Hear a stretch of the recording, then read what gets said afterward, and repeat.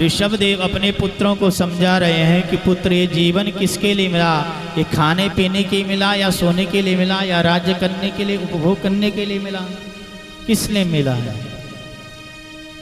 क्योंकि ये जीवन कैसा है अपने पुत्रों को बताए, ये जीवन क्षणभंगुर है। क्षणभंगुर जीवन की कलिका,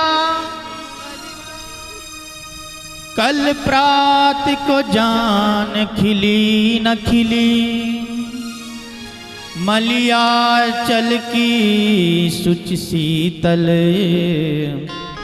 मंद सुगंध समीर मिली न मिली। कलिकाल कुठार लिया फिरत, तन नम्र है चोट झिली न झिली, कहते हरि नाम हरि रसना, फिर अंत समय में हिली न हिली। कहा पुत्रों ये जीवन कैसे है, क्षणभंगुर है।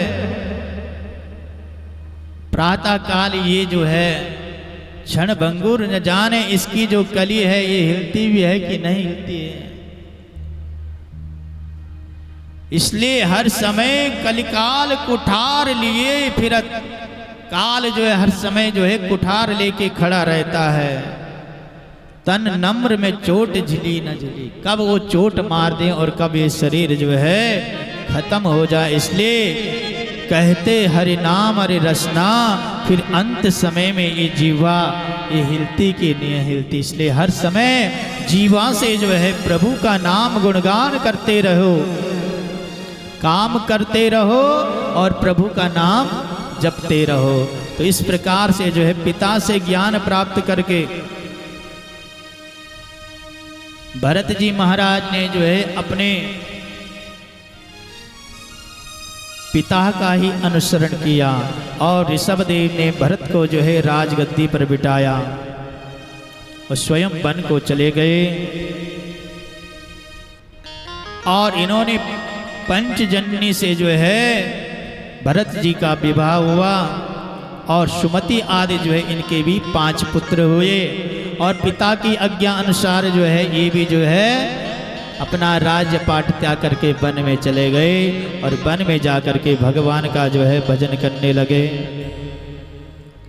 जब भगवान का भजन करते करते जो है एक दिन जो है ये त्रिकाल संध्या में गंगा में जाकर के स्नान करते हैं। इस प्रकार से ये नदी में स्नान करते फिर भगवान का जप करते। अब ये हरि हरि क्षेत्र में जाकर के गंडकी नदी में एक दिन जो है स्नान कर रहे थे। उसी समय कहीं से एक मृगी जो है भागती हुई जल जिसे प्यास लगी थी वहाँ जल पीने के लिए जो वहाँ पर आए। जैसे वहाँ जल पीने लगे तो जल पी भी ना सके। उसी समय सिंह ने गर्जना कर दी और मृगी जो है चंचल स्वभाव के होने के कारण जो है उसने जो है नदी को पार करने के लिए छलांग लगाई।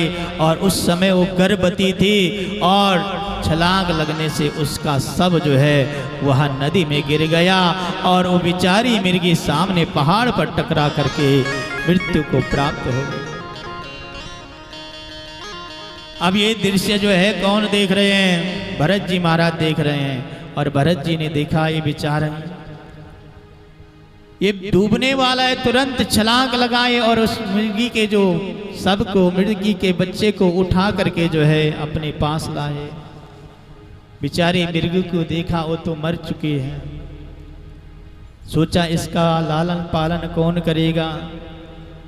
अगर इसे यहाँ छोड़ देता कोई हिंसक जीव इसे खा जाएगा और उसे अपनी कुटिया में लेकर के उसका लालन और पालन करने लगे। धीरे धीरे वहाँ मृगी का बच्चा बड़ा हुआ। कभी उसके लिए हरी घास लाने लगे, कभी उसको जो है हरी हरी पत्तियां खिलाने लगे। इस प्रकार जो है अब धीरे धीरे भजन में मन कम और मृगी में जो है ज़्यादा मन लग गया। और इस प्रकार से जो है वहाँ मृग भी जब तक वो हवन करना चाहते हैं, वो मृग जो है आकर के हवन चरु को खा जाती है। वो ध्यान में बैठते तो कभी मृग का बच्चा आकर के उनकी गोदी में बैठ जाता है। इस प्रकार से वो मृग जो है वो भरत जी के बिना नहीं रह सकते, और भरत जी जो है मृग के बिना नहीं रह सकते। जहाँ भी जाते वो साथ उसको ले जाते हैं। और एक दिन जो है वो मृग जो है उसने कहीं और मृग देखे, उनके साथ चला गया और भरत जी उसको ढूंढते ढूंढते हर जगह ढूंढा, परंतु वो मृग नहीं मिला। तो उसी के जो है वियोग में शरीर त्याग दिया। एक मृग के संग ते भरत धरी मृग दे, तुलसी उनकी कौन गति, जो घर घर करत सने। अंते या मति सागति, मरते समय जो है जो जैसी धारणा करता है, जो जैसा ध्यान करता है, वही जो है उसे आगे वही शरीर प्राप्त होता है। इसलिए जो है तुलसीदास जी कहते हैं कि जो लोग जो है जितना मन के प्यारे अपने संबंधियों से करते हैं, उतना ही शोक रूपी कील हमारे हृदय में गाड़ी जाती है। लोहा लकड़ी को जो है बने फांसों से बंधा हुआ पुरुष तो छूट जाता है, परंतु पुत्र मोह में छूटा हुआ व्यक्ति छूट नहीं सकता। इसलिए जो कहते हैं, हम कहते हैं कि बच्चे पे दादा की शकल आ गई। दादा के प्रति ज्यादा मोह, इसलिए दादा ही पुत्र बन करके आ जाता है। अब जो है भरत महाराज जो है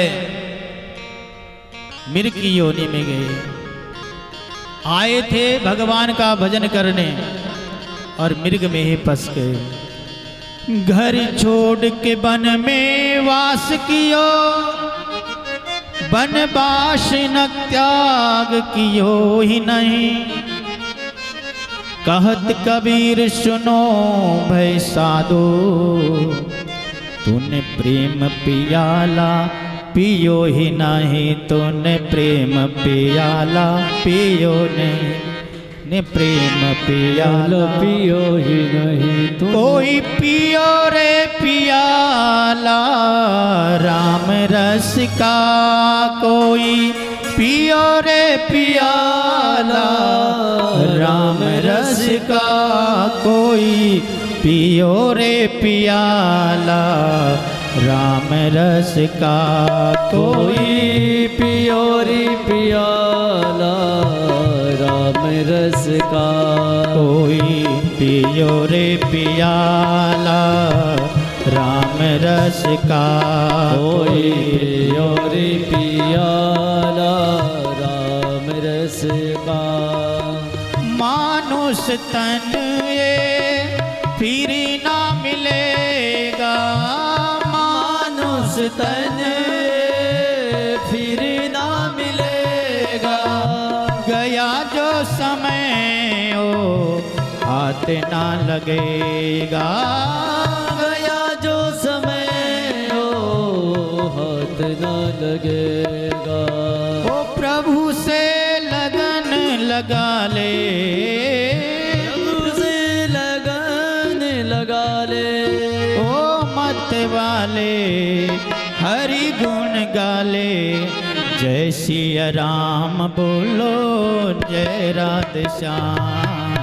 जय सिया राम बोलो जय राधे श्याम। जय सिया राम बोलो जय राधे श्याम। जय सिया राम बोलो जय राधे श्याम। जय सिया राम बोलो जय राधे श्याम। जय सिया राम बोलो जय राधे श्याम। ओ मत वाले हरि गुण गाले। जय सिया राम बोलो जय सिया राम। ओ जय सिया राम बोलो जय सिया राम। कोई पियो रे पियाला राम रस का, कोई पियो रे पियाला राम रस का। घर छोड़ के वन में वास किया, वन वासना त्याग कियो ही नहीं। कहत कबीर सुनो भय साधु, तूने प्रेम पियाला पियो ही नहीं। सब कुछ छोड़ करके तो वन में गया, और फिर जो है वही मोह माया में फंस गए। एक बार जो है एक संत जो है सब कुछ छोड़ करके वन में गए। वन में एक कुटिया बनाई, कुटिया बना करके रहने लगे। और वहां जो है एक दिन एक मित्र आया। मित्र ने देखा संत जो है डंडा लेकर के चूहा भगा रहे हैं। उसने कहा मित्र क्या कर रहे हो? कहा महाराज जो है ये चूहा आ जाता जब तक मैं ध्यान करता है, ये चूहा मेरे ध्यान में जो है विघ्न डाल देता है। उसने कहा महाराज ऐसा करें, इसके लिए जो है बिल्ली लाएं, और बिल्ली जो है इस चूहे को खा जाएगी, और इसलिए जो है चूहा भी नहीं रहेगा। अब जो है वो चूहा के लिए जो है बिल्ली ढूंढ करके लाया, और अब जो है बिल्ली को जैसे लाए, बिल्ली ने देखा चूहा खा गया। अब बिल्ली का तो पेट भरा नहीं, अब वो म्यों म्यों करने लगी। तो उसने कहा महाराज इसे भूख लगी है। बोले दूध तो हमारे पास है नहीं। कहा इस कहा करो महाराज कि हम जो है एक गाय ले आते, और उससे जो है आपको भी दूध मिलेगा, थोड़ा दूध जो है इस बिल्ली को भी पिला देना, इसलिए जो है आप भी मौज में रहेंगे और बिल्ली भी मौज में रहेगी। अब वही मित्र जो है उनके लिए जो है एक गाय ले आया। अब संत को तो गाय का दोना आता नहीं, गाय छोड़नी आती नहीं, कैसे दूध निकाले? संत ने कहा मुझे तो आता। कहा महाराज ये व्यवस्था मैं भी कर दूंगा। और उसके लिए जो है एक कहीं से एक विधवा स्त्री को ले आया। अब धीरे धीरे वो गाय से दूध लेते, संत को दे देते, और बिल्ली भी उसको पीती। धीरे धीरे जो है अब जो घर बार छोड़ के आए थे वही स्त्री भी कुछ दिन जो है अब धीरे धीरे वहीं रहने लगे। और कुछ दिनों के बाद वही मित्र आया तो संत ने अपने बहुत सारे बच्चे पैदा करे, वहाँ अपनी गृहस्थी बसा दी। इसलिए कबीर दास जी कहते हैं कि घर छोड़ के वन में आया और वन वासना त्याग किया। जो मन की जो वासना उसका तो त्याग किया ही नहीं। इसलिए जो है भरत महाराज जी मृग योनि में गए और फिर मृग बना, और मृग बन करके फिर जो है एक ब्राह्मण के घर में जन्म लिया। वहाँ उन्होंने पूर्व जन्म का स्मरण था, इसलिए जो है उन्होंने कहा मैं तो इस गृहस्थी में नहीं फंसूंगा, इसलिए जो है वो जड़ बन गए। तो उनका नाम हुआ जड़ भरत। बोल जड़ भरत महाराज की। पिता चाहते थे कि पुत्र जो है कर्म कांड करे, बड़ा जो है उनको गुरुकुल में डाला, गायत्री मंत्र जो है कई दिन तक सिखाया, परंतु जो है वो एक अक्षर याद नहीं किया। उन्होंने कहा अगर मैंने याद कर दिए तो पिता मुझे कर्म कांड में लगा देंगे। भरत महाराज के जो है और भी भाई थे, सब कहने लगा ये जड़ है, बुद्धू है, इसको छोड़ो, ये नहीं पड़ेगा। अब जब तक माता पिता रहे तब तक जो है भरत जी आनंद से खाते। अब एक दिन जो है माता पिता भी चल बसे। अब भाइयों ने कहा पड़ा पड़ा कब तक खाएगा, खेतों में काम कर। खेत में ले गए और खेत को जो है कहा यहाँ गोड़ना है। अब जो है कुदाल दे करके भरत महाराज खोद रहे हैं तो एक ही जगह गड्ढा बना दिया। भाई लोग आए, उन्होंने कहा कि क्या कर दिया? खेत को गोड़ने के लिए कहा कि गड्ढा बनाने के लिए कहा। कहा मूर्ख यहाँ छोड़, चल दूसरी जगह चल। और दूसरी जगह जो है कहा यहाँ जो है खेत में जो धान है उस धान को जो है पक्षी खा जाते, इसलिए तो यहाँ खड़ा रहना और जैसे पक्षी आए उनको यहाँ से भगा देना। भरत जी कुछ नहीं बोलते, जहां जो लगा देते वहीं चल देते। अब जो है पक्षियां आए, भाई लोग चले गए। अब जो है ये भरत जी देख रहे हैं कितने प्रभु की सुंदर सुंदर जो है ये पक्षियां, कितना सुंदर रूप है। तो भरत जी बुला बुला के जो है कह रहे हैं, राम जी की चिड़िया राम जी के खेत, खाओ खाओ चिड़िया भर भर पे। ओ राम जी की चिड़िया राम जी का खेत, खाओ खाओ चिड़िया भर भर पे। राम जी की चिड़िया राम जी के खेत, खाओ खाओ चिड़िया भर भर पे। और राम जी की चिड़िया राम जी का खेत, खाओ रे चिड़िया भर भर पे। भरत जी कह रहे राम जी की चिड़िया है, ये राम जी के खेत हैं, इसलिए हे चिड़िया आओ आओ और भर भर पेट के भोजन करके जाओ। अब इधर सारी चिड़िया उड़ उड़ करके आए, गाना सुन सुन करके, भजन सुन करके सारी चिड़ियों ने सारा खेत जो है, सारे दाना जो है उनके चुंग दिए। जब शाम के समय भरत के भाई लोग आए, उन्होंने देखा कि सारी चिड़िया खेत चुंग गई। भरत जी को बहुत डांटा। भाभीओं ने कहा ये तो हमारा नुकसान पर नुकसान जो है करता रहता, इसलिए इसे घर से निकाल दो, हम तो इसे रोटी देने वाले नहीं है। और भरत जी को घर से निकाल दिया। भरत जी चाहते हैं कि मुझे घर से कोई निकाल, तन और मन पवित्र हो करके हमारे हृदय में ठाकुर का वास हो जाता है। इसलिए भगवान की जो सबसे सरल भक्ति है, भगवान की कथा श्रवण करना। श्रवणम कीर्तनम विष्णु, भगवान विष्णु का कीर्तन करना।